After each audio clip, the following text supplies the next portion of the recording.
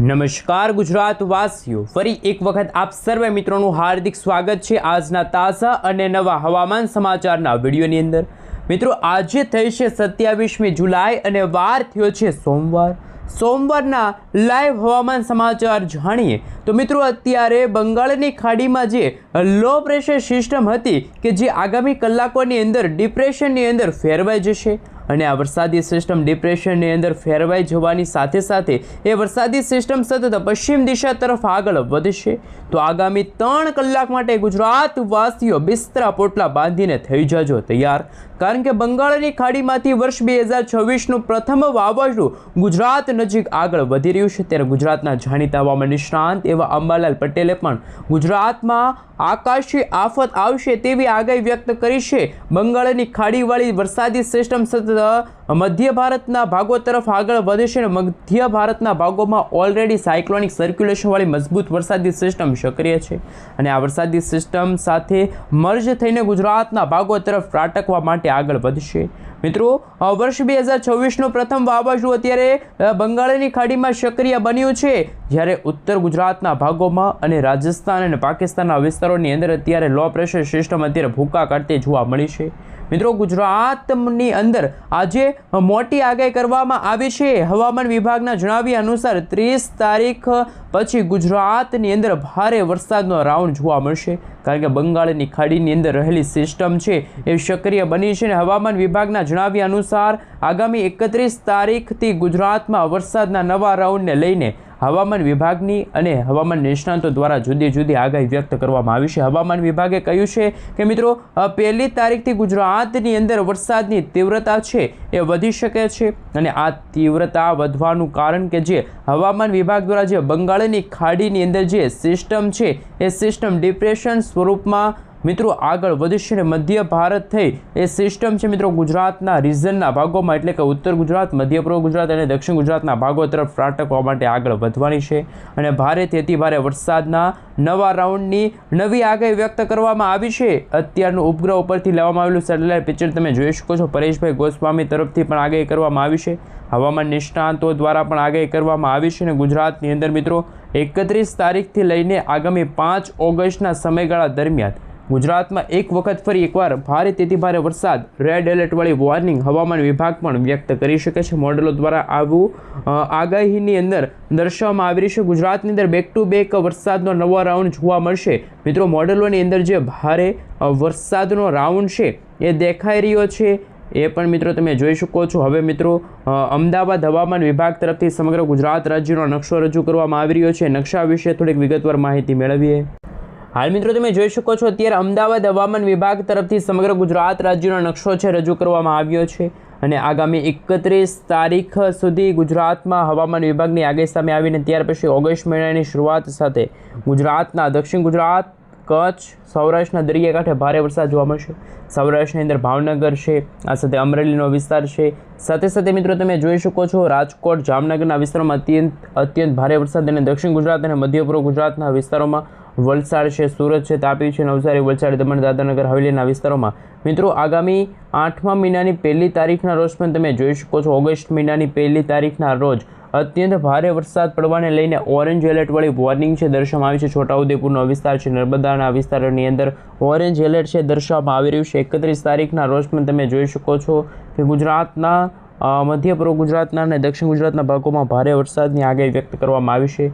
હજુ પણ ગુજરાત નજીક મિત્રો નવી વરસાદી સિસ્ટમો સક્રિય થવાની સાથે ગુજરાતની અંદર મિત્રો અત્યંત ભારે વરસાદના નવા રાઉન્ડની નવી આગાહી વ્યક્ત કરવામાં આવી છે। હવામાન વિભાગના જણાવ્યા અનુસાર અત્યારે તમે જોઈ શકો છો વોર્નિંગ રૂપે આગાહીઓ છે એ વ્યક્ત કરવામાં આવી છે।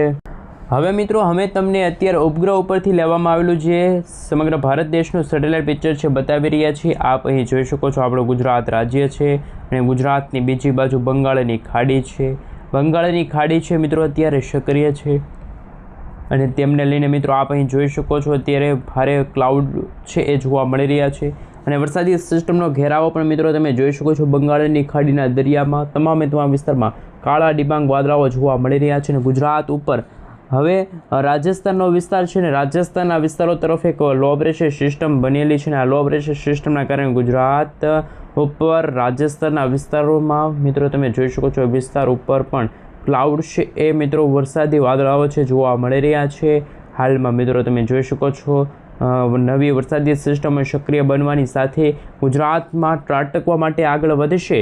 સિસ્ટમના કારણે મિત્રો ગુજરાતની અંદર વરસાદ છે એ જોવા મળે છે. આપ અહીં જોઈ શકો છો મિત્રો 27 તારીખના વેધર ડેટા તમે જોઈ શકો છો મિત્રો. અત્યારે ગુજરાતનું વાતાવરણ પલટાયેલું છે. બંગાળની ખાડીવાળી સિસ્ટમ પણ અત્યારે સક્રિય બની છે અને ડિપ્રેશનની કેટેગરી સુધી મજબૂત બની છે. ડિપ્રેશનમાંથી સિસ્ટમ સતત ગુજરાત તરફ આ વરસાદી સિસ્ટમ આગળ આવશે. મિત્રો તમે જોઈ શકો છો સિસ્ટમની અસરના કારણે ફરીથી ગુજરાતમાં ચોમાસું છે એક્ટિવ થશે અને વેધર ડેટા છે એ પણ મિત્રો તમે જોઈ શકો છો ભારેથી અતિ ભારે વરસાદની આગાહી વ્યક્ત કરવામાં આવી છે. મિત્રો આપ અહીં જોઈ શકો છો અમે તમને અત્યારે રેન અને ઠંડા વિશે વાત કરાવીશું, જેમાં દક્ષિણ ગુજરાતના ભાગોમાં અત્યારે વીજળીના ગાજવીજ સાથે ધોધમાર વરસાદ જોવા મળી રહ્યો છે.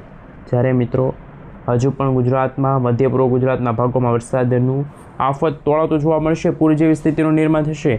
મિત્રો આજે 27મી તારીખ છે ને આજરોજ ગુજરાતના ઘણા બધા વિસ્તારોમાં વરસાદ વિરામ લઈ શકે છે તેવા દ્રશ્યો સામે આવશે અને નવી વરસાદી સિસ્ટમો સક્રિય થવાની સાથે આપ અહીં જોઈ શકો છો ગુજરાત રાજ્ય ઉપર નવી સિસ્ટમો છે અને જૂની સિસ્ટમો સક્રિય હોવાની સાથે ગુજરાતમાં અત્યંત ભારે વરસાદની આગાહી વ્યક્ત કરવામાં આવી છે.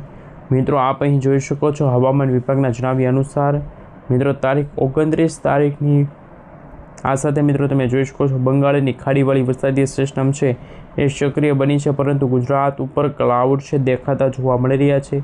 વરસાદી વાદળાઓવાળા વરસાદી સિસ્ટમ સક્રિય થઈ છે, પરંતુ મિત્રો આગામી દિવસોની અંદર ગુજરાતના ઘણા બધા વિસ્તારોમાં ભારેથી અતિ ભારે વરસાદની સાથે મિત્રો મધ્ય ગુજરાતના ભાગોમાં ભારેથી અતિ ભારે વરસાદની આગાહીઓ છે વ્યક્ત કરવામાં આવી રહી છે. મિત્રો આપ અહીં જોઈ શકો છો 30 થી 40 કિલોમીટર પ્રતિ કલાકની ઝડપે ગુજરાતમાં તોફાન પવનો ફૂંકાશે જ, પરંતુ ભારેથી અતિ ભારે વરસાદની આગાહી વ્યક્ત કરવામાં આવી છે. મિત્રો તમે જોઈ શકો છો ગુજરાતનું વાતાવરણ પલટાઈ ગયું છે અને 31 તારીખથી ગુજરાતના વાતાવરણમાં સૌરાષ્ટ્રના મધ્ય પૂર્વ ગુજરાતના ભાગોમાં અત્યંત ભારે વરસાદની આગાહી વ્યક્ત કરવામાં આવી છે. કારણ કે બંગાળની ખાડીવાળી વરસાદી સિસ્ટમ સક્રિય થઈ છે, પરંતુ હાલ તમે જોઈ શકો છો મહારાષ્ટ્રના વિસ્તારોમાંથી પણ એક મજબૂત વરસાદી સિસ્ટમ ભારેથી અતિ ભારે વરસાદની આગાહી વ્યક્ત કરવામાં આવી છે. અને હજુ પણ મિત્રો ગુજરાતમાં જેમ સમયગાળો પસાર થતો જશે તેમ વરસાદના નવા રાઉન્ડને લઈને નવી આગાહી વ્યક્ત કરવામાં આવી, જેમાં મિત્રો નવા નક્ષત્રને લઈને આપ અહીં જોઈ શકો છો.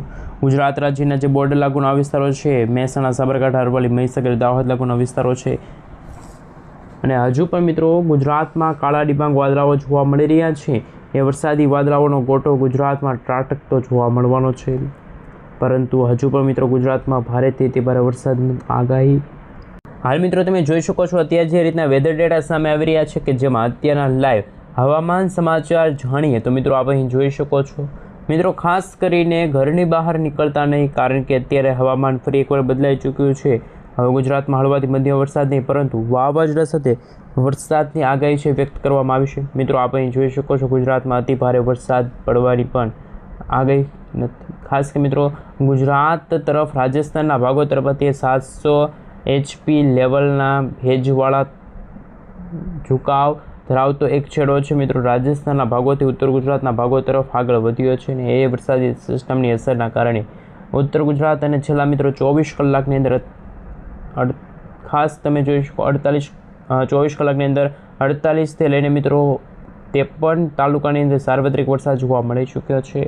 અને હજુ પણ મિત્રો ગઈકાલ આસપાસ ગુજરાતના કચ્છના ભાગોમાં પણ તોફાની પવનો અને વીજળીના ગાજવીજ કડાકા ભડાકા સાથે ભારે અને હજુ પણ મિત્રો તમે જોઈ શકો છો છેલ્લા 3-4 દિવસથી ગુજરાતમાં વરસાદ થોડોક નબળો પડ્યો છે. વરસાદી સિસ્ટમ નબળી પડી છે, પરંતુ આગામી દિવસોમાં ગુજરાતના વાતાવરણમાં પણ હળવાથી મધ્યમ અને અમુક ભાગોમાં તો વીજળીના ગાજવીજ કડાકા ભડાકા સાથે ભારે વરસાદ જોવા મળી શકે છે.